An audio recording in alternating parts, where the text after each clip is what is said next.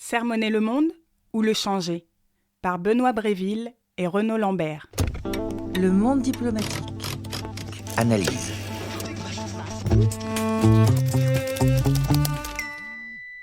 En 2017, en France, M. François Fillon, candidat des Républicains, voit s'évanouir ses chances d'accéder à l'Élysée lorsqu'une enquête est ouverte contre son épouse, accusée d'avoir bénéficié d'emplois fictifs.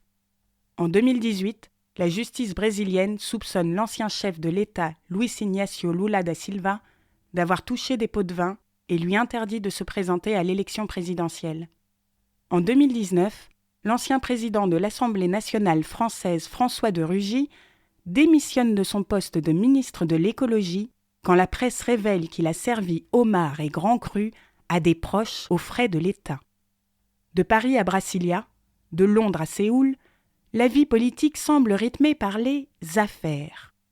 Le fléau, que le pape François a récemment qualifié de cancer des sociétés modernes, préoccupe tant que, chaque 9 décembre, sous l'impulsion des Nations Unies, la planète célèbre la Journée internationale de lutte contre la corruption, 2 jours après celle de l'aviation civile et 2 jours avant celle de la montagne. Si la condamnation du phénomène fait l'unanimité, le terme frappe par sa nébulosité.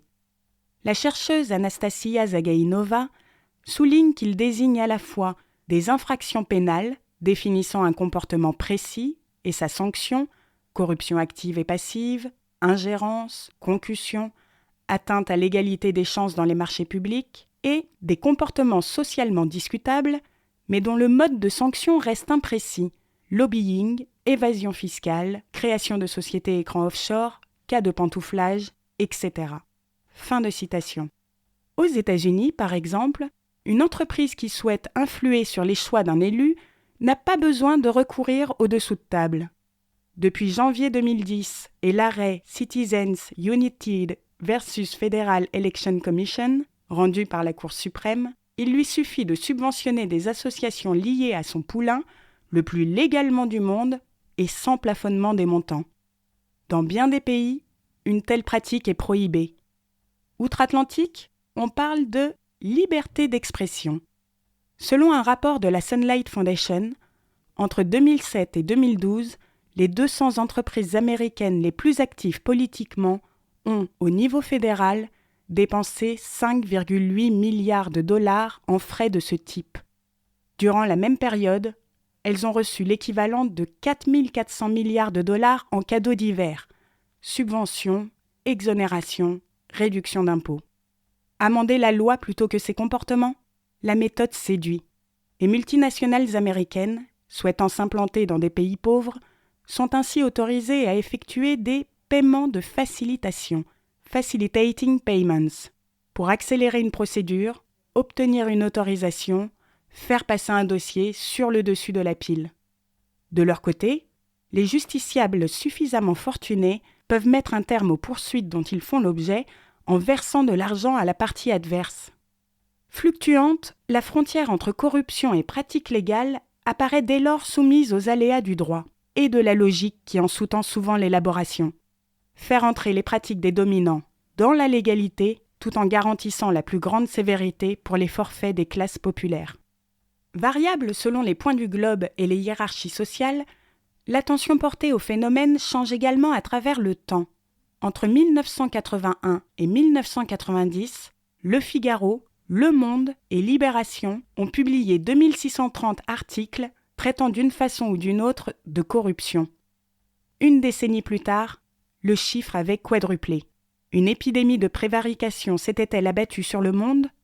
Dans une étude publiée en 2004, les chercheurs Catherine Fieschi et Paul Haywood avancent une autre explication. La mutation du débat politique consécutive à l'effondrement du système communiste au début des années 1990. Les partis dont les batailles électorales s'organisaient hier autour d'enjeux idéologiques, mais qui avaient les mêmes pratiques en matière de corruption, ont dû changer de tactique. Les programmes de la gauche et de la droite ont commencé à se ressembler, tandis que l'urgence de faire la démonstration de sa compétence, une fois au pouvoir, devenait déterminante. La concurrence politique a donc conduit à délaisser les débats de fond pour leur préférer les accusations de corruption, destinées à entacher le crédit de l'adversaire. Fin de citation. Cette évolution a été une aubaine pour les grands médias. Contestés pour leur disposition à endosser les préférences des élites, ils trouvent dans les affaires le moyen de redorer leur blason. Puisqu'ils révèlent les turpitudes des puissants, c'est qu'ils sont libres. Mais la mise en avant du thème de la corruption dans les années 1990 procède également d'un mouvement idéologique plus profond. Le modèle politique alternatif représenté par le bloc de l'Est ayant disparu, sa contrepartie occidentale devient, selon ses promoteurs, la seule possible, l'incarnation de la raison. Dans les couloirs du Fonds monétaire international, FMI, et de la Banque mondiale, émerge alors le thème de la gouvernance. L'idée d'un gouvernement technique dirigé par des experts œuvrant pour le bien commun. Ainsi, pour les pays du Sud comme pour ceux de l'ancien bloc communiste, se convertir au libre-échange ou au capitalisme ne procède plus d'un choix politique, mais d'un impératif de bonne gestion. Nuisible aux entreprises qui souhaitent s'implanter dans les pays en développement, la corruption concentre le feu des institutions néolibérales, qui en identifient très vite la racine principale, un manque de libre-échange. En gonflant le prix des biens au-dessus de celui du marché, explique ainsi le chercheur Stromsy Taker, les entraves au commerce peuvent conduire les dirigeants d'entreprise à payer des pots de vin pour obtenir une exemption ou un traitement préférentiel. Fin de citation. Libéraliser et lutter contre la prévarication. Les organisations internationales conditionneront bientôt leurs aides financières à ces deux impératifs. Omniprésente dès qu'il s'agit de mesurer le phénomène de corruption, l'ONG Transparency International, fondée 2 ans après l'effondrement de l'Union soviétique par un ancien membre de la Banque mondiale, considère que les malversations ne concernent que le secteur public. Par définition, les entreprises en seraient protégées. On rétorquera que le Mexique des années 1980 et la Russie de la décennie suivante ont offert la démonstration que le règne du marché et les privatisations qu'il exige n'ignorent rien des connivences, des dessous de table et de la corruption. Mais peu importe à ceux qui, avec Francis Fukuyama, estiment que l'effondrement du bloc soviétique a sonné la fin de l'histoire. Dans le récit qu'il façonne, les boussoles ne sont plus politiques, mais morales. Certes, les élites conservent leurs préférences idéologiques, mais elles les formulent en puisant dans le registre de la vertu. On parlait hier de capitalisme, il sera désormais question de liberté économique. On intervenait à la grenade pour lutter contre la menace communiste, on enverra ses troupes à la rescousse des droits humains. Ainsi, au Brésil, la gauche n'apparaît plus comme un adversaire électoral, mais comme un ennemi dont les options politiques menacent la probité générale. 2 universitaires ont calculé que 95% des articles traitant de la corruption, à la veille des élections présidentielles de 2010 et de 2014, concernaient le Parti des travailleurs, PT, et 5% le Parti de la social-démocratie brésilienne, PSDB, une formation conservatrice pourtant identifiée comme la plus sale du pays par les institutions électorales de l'époque. Une telle couverture conduit peu à peu à ne plus associer les malversations à des personnalités politiques, mais au courant qu'elles incarnent. Elle invite à amalgamer les sommes subtilisées par des dirigeants malhonnêtes et celles consacrées à l'élévation du niveau de vie des plus pauvres, accusés d'indolence. Ne s'agit-il pas, dans un cas comme dans l'autre, d'une ponction indue et donc immorale sur la richesse nationale ? Le nouveau président d'extrême droite, Jair Bolsonaro, peut alors promettre de lutter contre la corruption en purgeant le Brésil des vices moraux et idéologiques. Fin de citation, qu'il associe au PT. La multiplication des scandales semble être parvenue à convaincre une partie de la gauche que le monde ne fonctionnerait finalement pas si mal si l'on parvenait à éradiquer la fraude, la triche et la corruption.